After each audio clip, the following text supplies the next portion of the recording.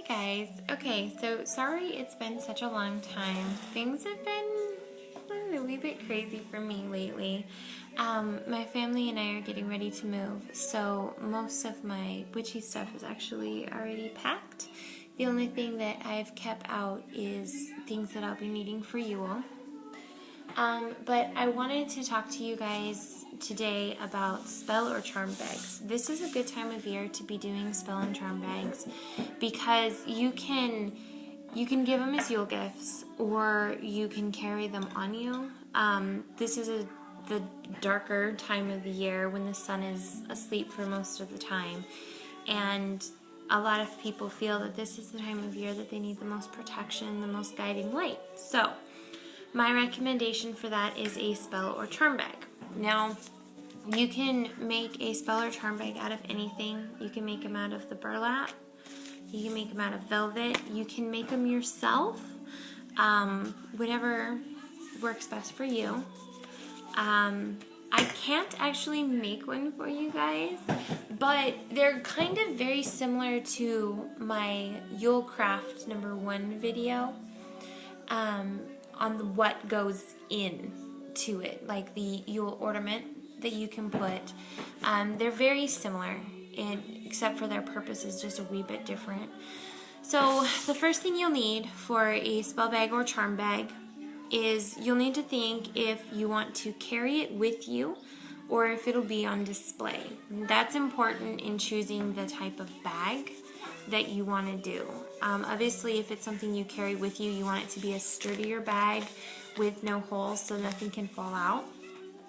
If it's just something that'll be hanging, having the holes is not so bad, and it's kind of nice because you can smell what's in the bag, if the bag smells nice. So it just depends what you put in it. And after that, you need to think about the color of the bag. The color of the bag is just as important as what you put into the bag. Green for money, red for love, white for wishes, etc. Next, you can decorate the bag. I wouldn't necessarily put things on it unless it's something that you're hanging. And then in that case, like if it's something that hangs from the rearview mirror of your car or off your Yule tree or a decoration in the house, then yeah, you can decorate it, make it look beautiful on the outside, put some holly leaves or whatever the spell's for. If it's something you're going to carry, it might fall off and you lose a little bit of what you put into the spell bag. So I would recommend not decorating it unless it's something that's stationary. Also, next thing that you do after you've decided if you're carrying it or not, is what you put into the bag. Now, the bag doesn't have to have a lot of stuff in it. It can have things such as an affirmation, chant, runes, crystal, magical herbs, photos, anything that helps you manifest the purpose of the bag. And then you need to close it tightly so that nothing falls out. That is one of the most important steps there, is because if it's something that you're carrying and say you put a rune and some magical herbs in the bag and it comes undone and everything falls out, your spell's gone.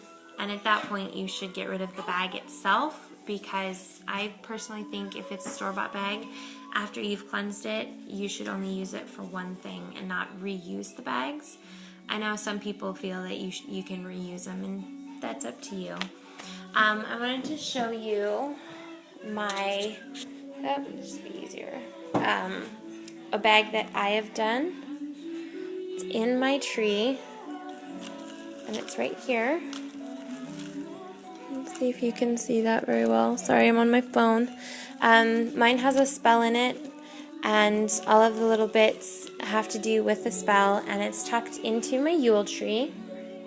I will show my altar and Yule tree later. So that is my suggestion for a Yule craft for this year, is to make yourself a spell bag or charm bag for you or your family or for a loved one. Blessed be.